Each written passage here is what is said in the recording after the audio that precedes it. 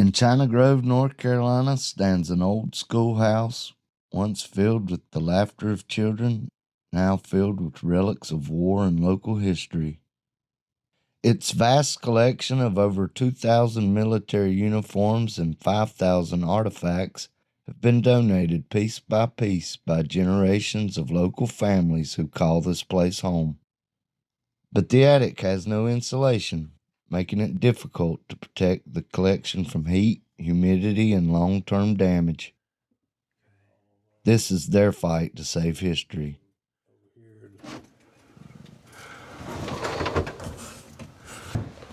Serious beams.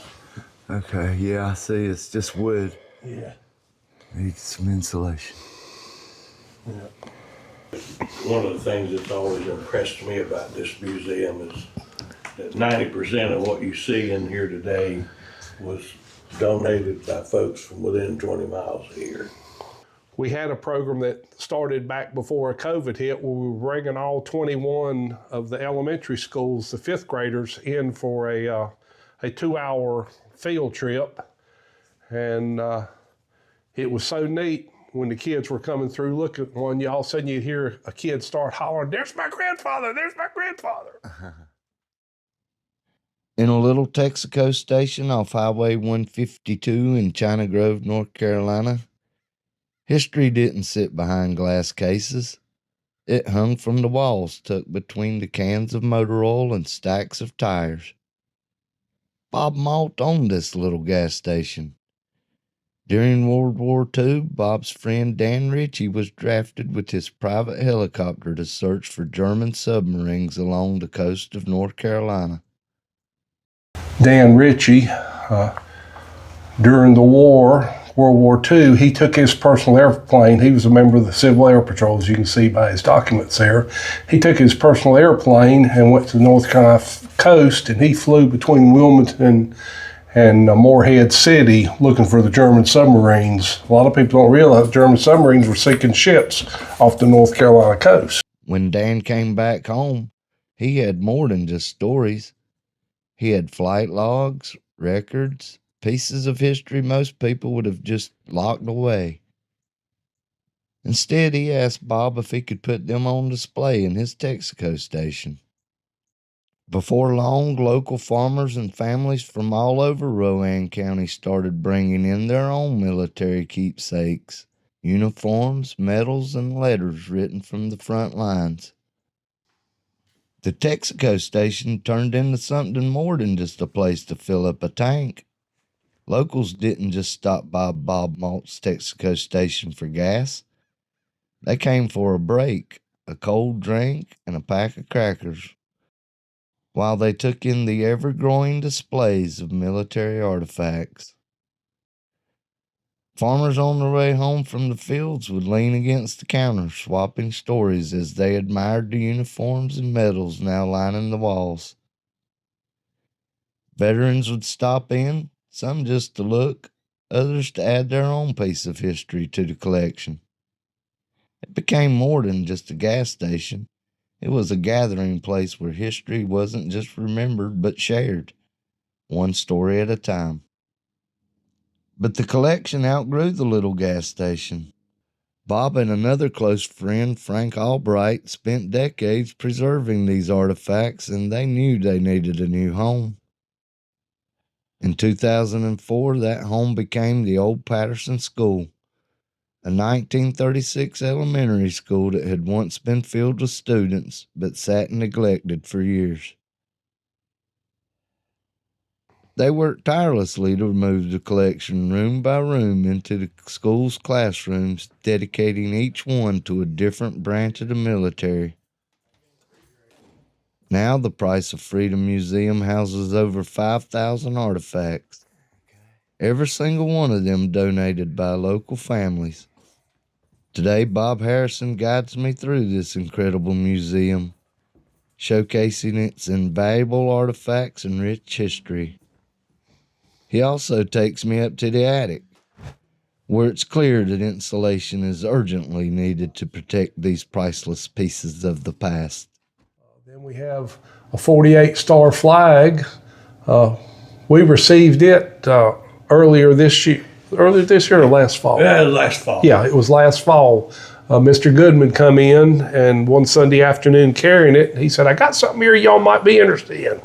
I said, what is it? And he handed it to me. He said, it's a 48-star flag that the principal gave my brother back in 1970. I said, gave it to you? He said, yeah, he was a bus driver, and said one day he pulled the bus out front to pick up the students, and he said he come out there and motioned for him. He got out of the bus and said, we got our new 50-star flag, and said, we thought maybe you might be interested in this. He said, so he took it home and put it in his closet and didn't think nothing more about it. Here 50 years later, and his brother was talking to him about, what had been done at the Patterson School. He said, well, you reckon they want this flag back? Well, sure enough. So we got the 48-star flag that actually flew over this school back in the 50s and 60s.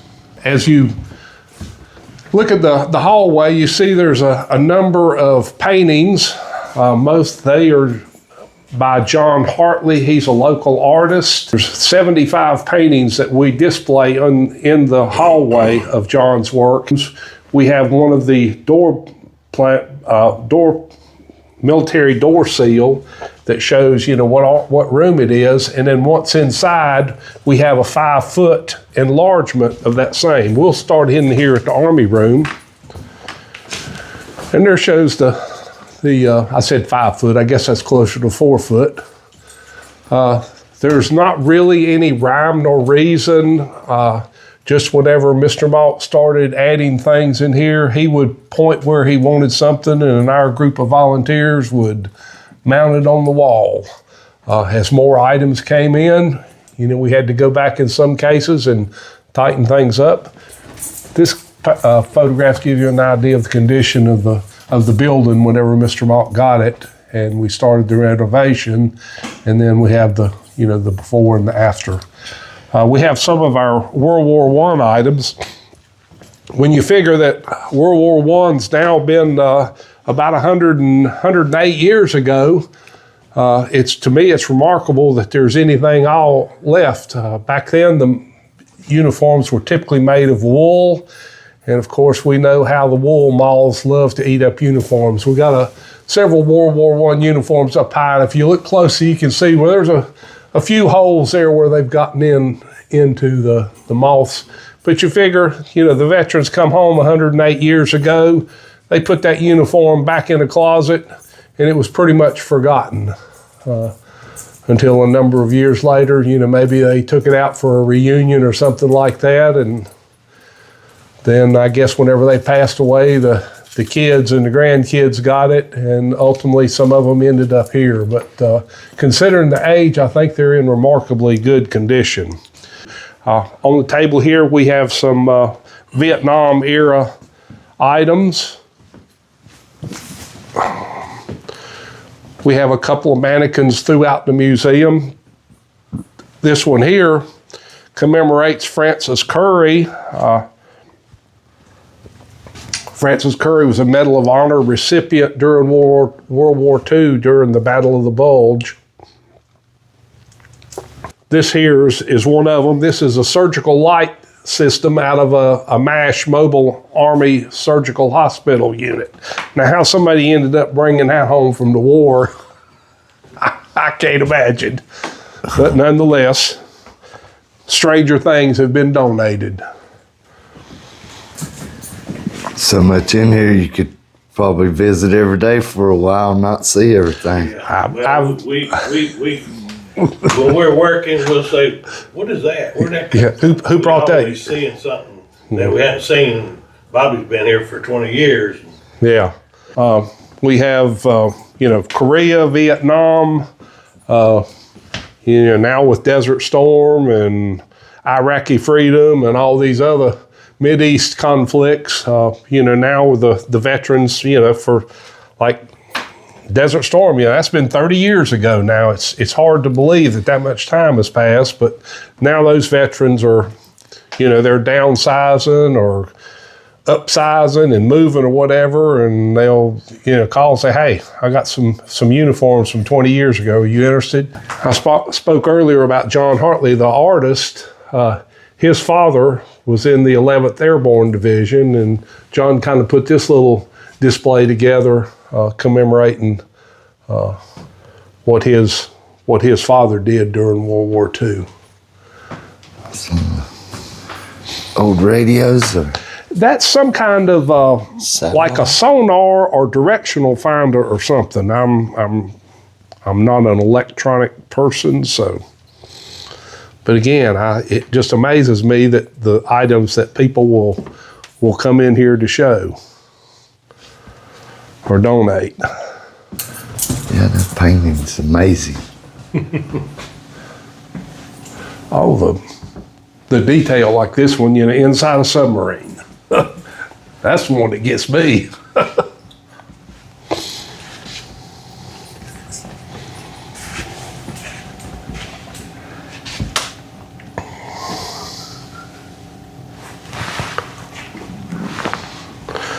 But our next room we'll go into will be the Navy room. If you think back to the Army room, it was painted olive drab and beige to the Army colors. Of course, the Navy room, it's navy blue, battleship gray. Like I said, we never know what will be donated. And about 2 years ago, a gentleman came in one Sunday afternoon with this big set of binoculars. And they're Japanese. And they are either artillery spotting binoculars, or in this case, it has both the ground mount, and beneath it, it also has the ship mount. A lot of times on the capital ships, the aircraft carriers, the battleships and all, they would have a large set of these binoculars in the control room, and so they could see vast distances across the ocean. I'm still trying to find somebody who is Japanese proficient to see if they can translate some of the Japanese characters on the binoculars. I would love to find out, Nikon, or who made them, when they were made, and what the other descriptions on the binoculars, what it tells us about it. The gentleman that donated them, he had acquired them about 30 years ago, but he didn't know a whole lot of the history.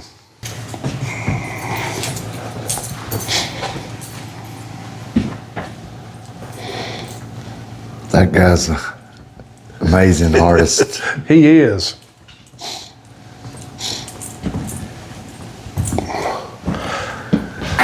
Wow. Yeah. Just amazing. Our next exhibit is a 1940s era classroom. This is what the classroom, what the school would have looked like back during World War II. We have some kind of unusual displays in it, in that, again, about 10 years ago,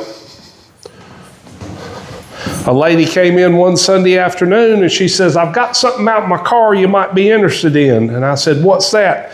She said, "One of the original desks when the school was built in 1936. And this is it here. Of course, it has the hole there. And I've yet to have a fifth grader that can identify that as being where the inkwell for your inkwell, because back in the 30s, they didn't have pencils or ink pens as the modern. They used quill pens. But she brought it in. I said, "Tell me the circumstances about this." And she said, she said, "It was either 1945 or 1946. She said, "I do remember the war was over." And she said, the principal came in her class and says, "Folks, we're getting new desks," meaning these style over here, for the next school year. Said, "If you want the desk you're sitting in today, bring a note from your parents and make arrangements to pick it up at the end of the school." She said, "Well, of course, I wanted it." She said, "So I got the desk. She said, my kids played with it. My grandkids have played with it. And she says, now that I'm downsizing, nobody wants it. And I said, well, we certainly do. So we're fortunate that we have it. For a number of years, I looked trying to find another one. There was about 130 students went here, so there should be at least 130 more of these desks somewhere. I'm sure some of them, probably most of them, got thrown away over the years. But I would love to be able to get a series of them, because it's kind of hard to get the fifth graders to understand, there's not an identical one that sits in front of it, because they couldn't understand how you could sit down and have the desk behind you. And I tried my best to explain. Along the walls in this room, these are uniforms from people who actually went to school here and then later went into military service. So we kind of personalize this room, because this is truly our local veterans. At the front of the room, at the chalkboard, we have a pretty neat saying. And up above it, we have some of the teachers who taught here during the 40 years that the school was in operation. Yeah, I imagine it takes a lot to heat this place. Yes. Yeah, that's one of our fundraisers we're just getting ready to start, is to try to get this. It's going to take $13,000 to insulate the ceiling. So that's one of our next big projects, is trying to get that done this year.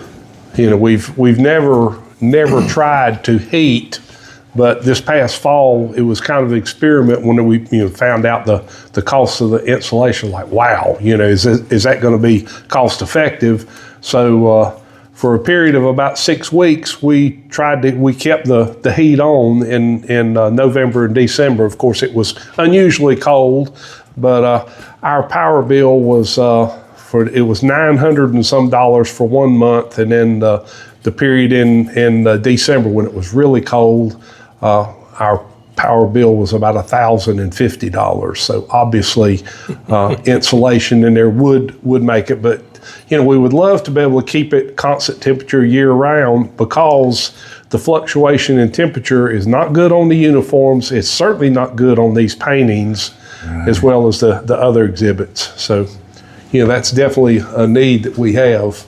It was just canvas originally, and if you're familiar with canvas, how humidity and everything, and these things would get all twisted, and every time we'd have an event, we have like three big events a year, we'd have to come in, take all of them down, put books on them, and get them flattened out, and then hang them back up. And whenever Steve got on the board last year, he's like, well, we've got to do something about this. So Steve actually did all these framing for all these pictures.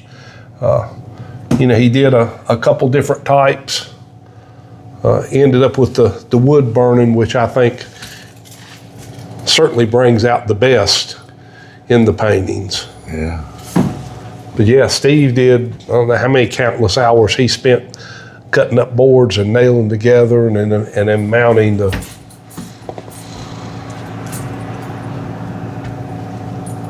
The paintings are fascinating. Just the amount of detail he puts in there, that's what gets me about them. Wow, that's the auditorium. Yeah, this is kind of here's a picture of what it was before. And Bobby can tell you the story, but that's what it looked like when we took it over. Yeah, the auditorium was the last renovation, and we completed it in 2018. In January of 2018, this is what it looked like. Like I said, it was used as storage. It was full of filing cabinets and whatnots and desks and everything else. You notice there's no chairs in there. We had a local upholstery, Eford's Upholstery in China Grove. Mr. Eford came out and we cut down the curtains and he re-sewed them for us. And we put it all together.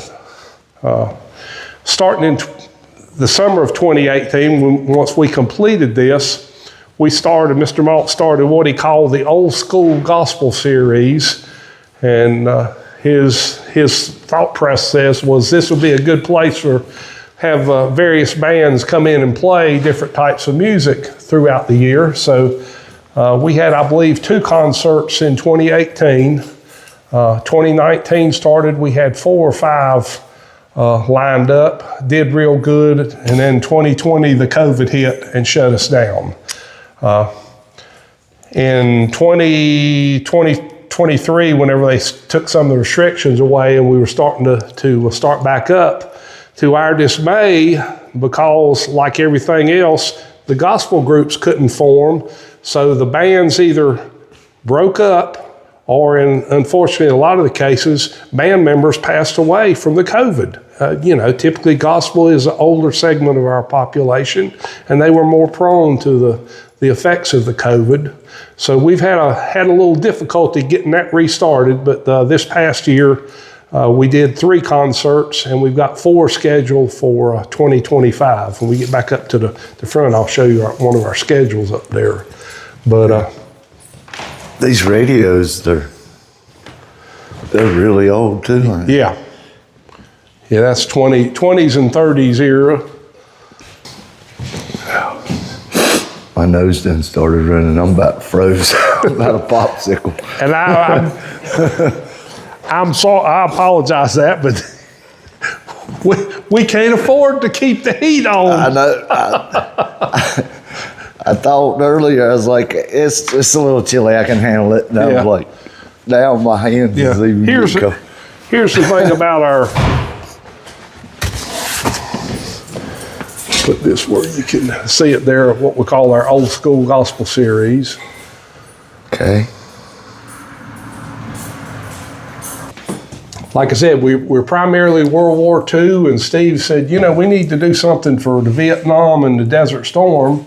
So one of our local veterans, Eddie Klutz, you can see Eddie got his years in.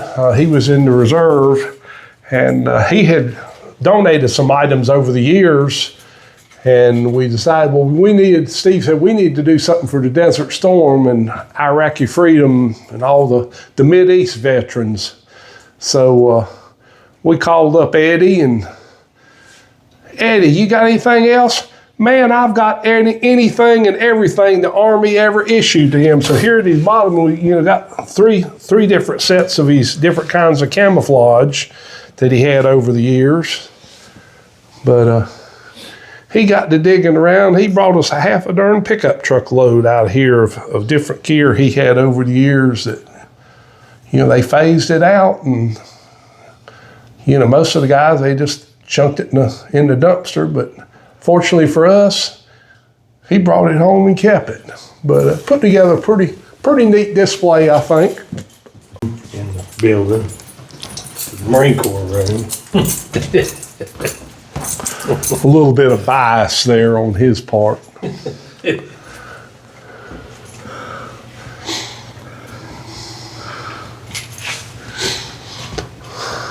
This is my favorite painting of all that John did.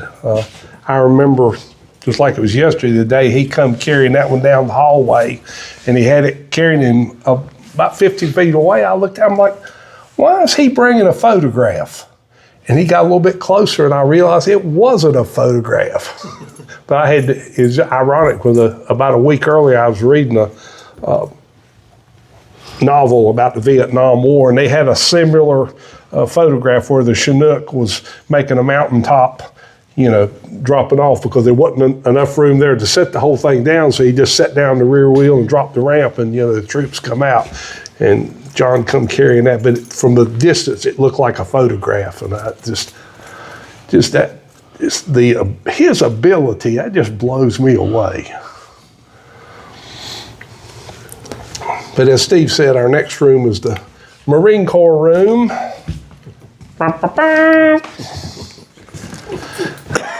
Mr. Malt had 4 brothers who served during World War II. One of them was Ed. Ed's the one that run the service station with him. And he was what I call the Clark Gable look-alike. And that photograph is the only soldier photograph I've ever seen where they had a pipe in their hand.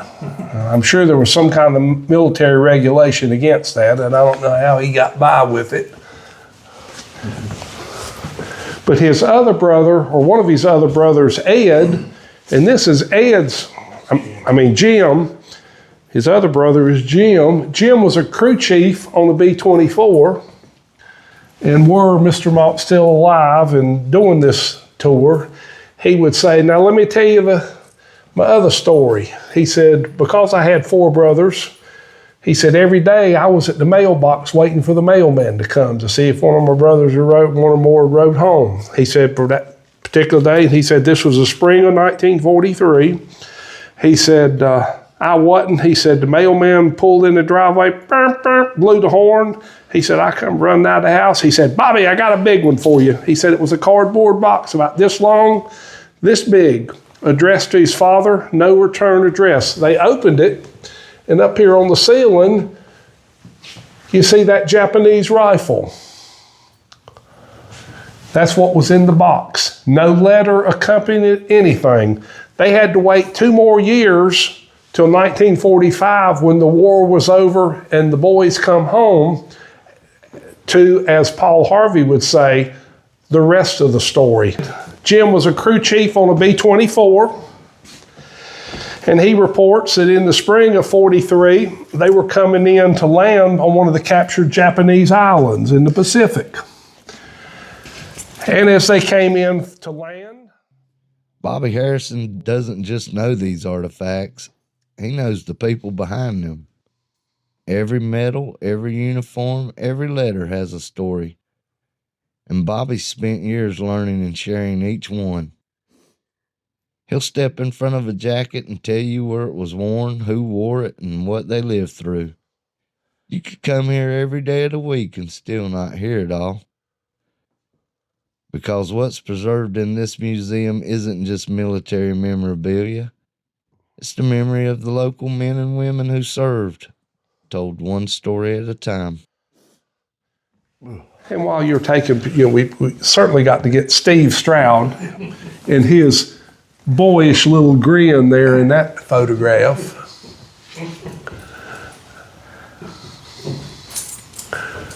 Yeah. Back from 50 years ago. There he is. Turn around here and look at the camera. Before and after. Yeah, he still got the same smile. Our next military room is our Air Force room. And of course, we use Air Force blue for the color scheme.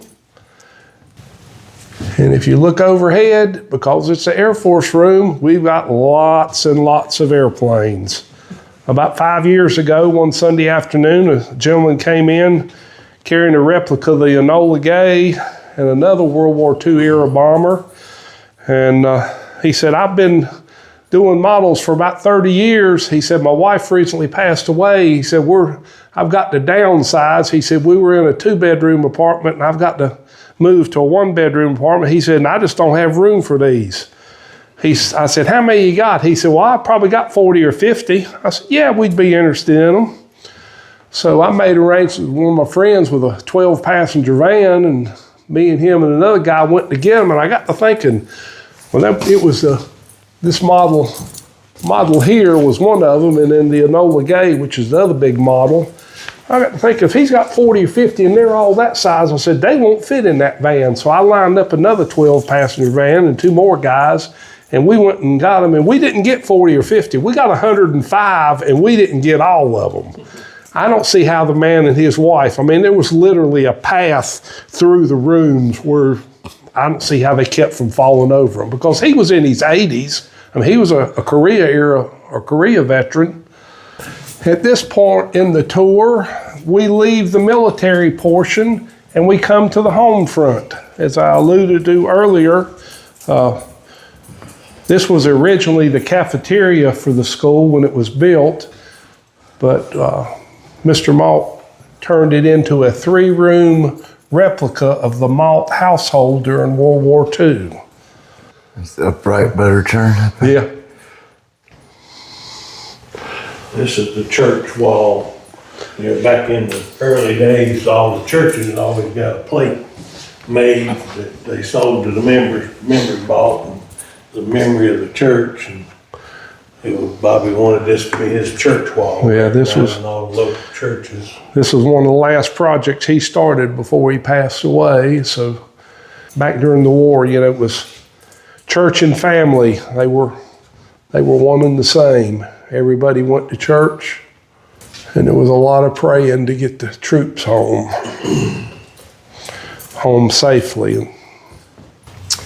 Now we'll head into our 9/11 tribute / law enforcement, police, fire, rescue tribute room. And we honor, in addition to the military, we honor our first responders, whether they be fire, whether they be rescue, whether they be law enforcement, whatever. This is a room paying tribute to them and their service. We started working on it, and it all come together. Still got a little bit more to do on it, but it really come together for us. This guy, we noticed in these books a lot of drunk and disorderly kind of things. But this one here, the fine was $6.55. Wow. And there's the original badge and handcuffs and the padlock that went to the jail. And China Grove had a little jail downtown. What would that be there? That is a butter churn. That's a butter churn. Everybody's familiar with the other kind, but this one you put it in there and you just let it rock it back and forth like a baby cradle. Okay. Again, that's one of those very few people who know about it. And in that case, gentleman donated it. I didn't know what it was when he brought it in. He explained it to me. Now that's a corn sheller. You put a ear of corn in the top. You turn the crank here, and it takes a little bit of effort. But inside, of course, you can't see it. You got a set of rollers, and as the cob goes in, the rollers cause the kernels of the cob to pop off. And of course, it comes out at the bottom, and then it shoots the corn cob out. Because if you know a little bit about history, before the advent of toilet paper, corn cobs was one of the more common uses as a toilet paper substitute. But we have progressed, I guess you would say. Here's a pretty neat item. It's a corn shock broom.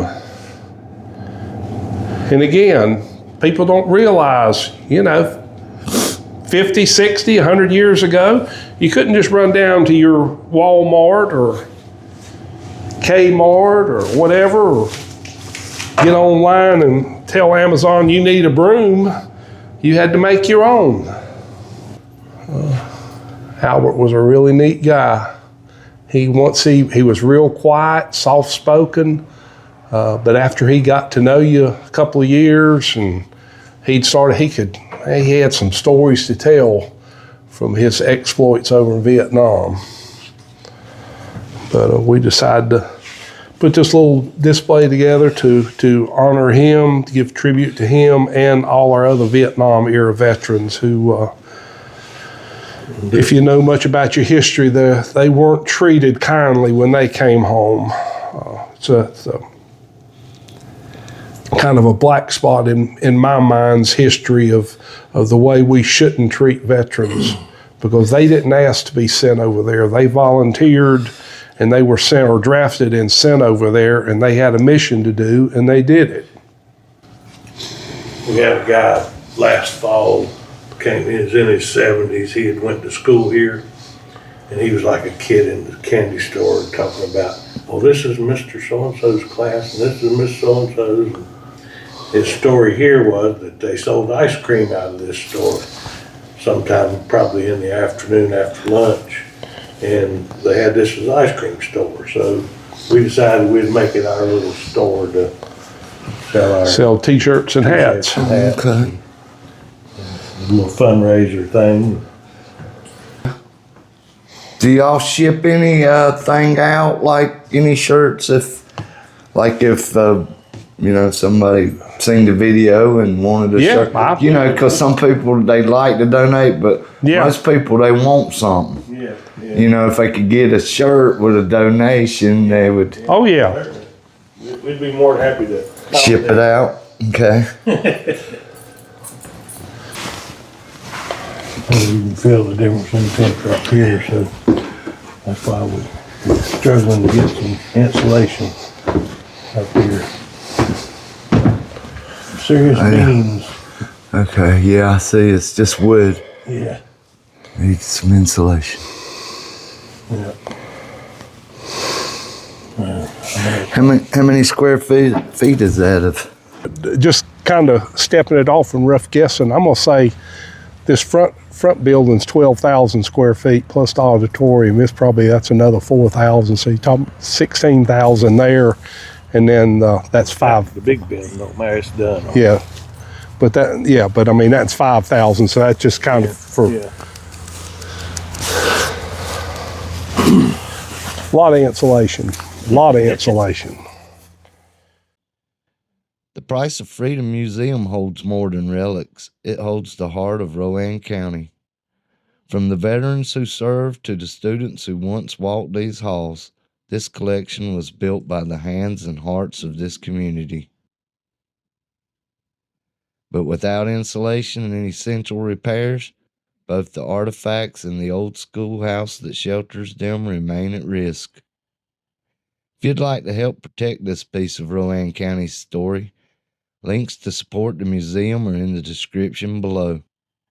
Let's make sure Rowan County's legacy is preserved for the next generation and beyond.